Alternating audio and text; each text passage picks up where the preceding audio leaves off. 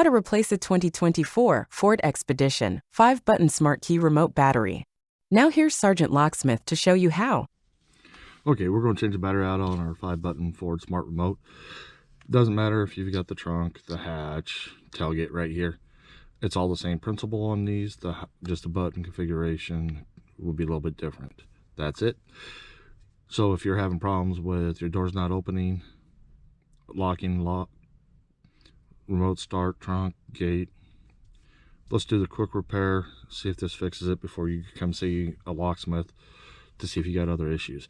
First things first, if the keys are attached to it, doesn't matter, leave them on.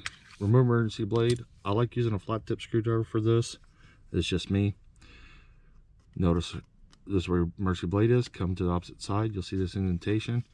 Take your flat tip, put it in there, just twist it and twist. You notice it wants to pop up. I don't pry on it because you can break the little tab that sits in here. I like to take the flat tip and just slide it in right over here on the side. Pops up.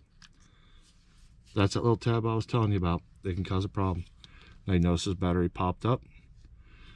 Sometimes they do, sometimes they don't.